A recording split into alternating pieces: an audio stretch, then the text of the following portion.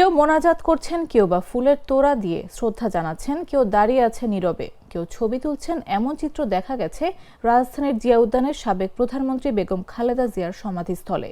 বৃহস্পতিবার বিকালে রাজধানীর জিয়া উদ্যানে সাবেক রাষ্ট্রপতি জিয়াউর রহমান ও সাবেক প্রধানমন্ত্রী বেগম খালেদা জিয়ার সমাধিস্থলে চোখে পড়ে হাজারো মানুষের ভিড়।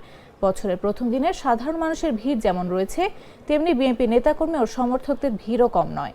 দল বেঁধে কেউ এসে ফুলের তোড়া দিচ্ছেন, কেউ বা মোনাজাত করছেন। বিএনপি নেতাকর্মী ও সমর্থকেরাও সমাধিস্থলে দলবদ্ধভাবে ফুলের তোড়া দিয়ে শ্রদ্ধা জ্ঞাপন করছেন। সরাসরি রাজনীতির সঙ্গে যুক্ত না থেকেও খালেদা জিয়াকে ভালোবেসে শ্রদ্ধা জানাতে আসছেন অনেকেই। মহান নেত্রীর প্রতি সাধারণ মানুষের ভালোবাসা ও শ্রদ্ধা এভাবেই প্রকাশ পাচ্ছে বছরের প্রথম দিনে।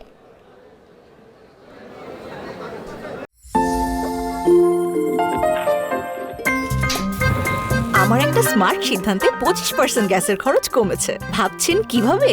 সাধারণ গ্যাস স্টোভ বদলে আমি এনেছি আরএফএল গ্যাস স্টোভ। এর সাইন্টিফিক নজল ও ব্রাস বার্নার ক্যাপ সমানভাবে তাপ ছড়িয়ে রান্না করে দ্রুত।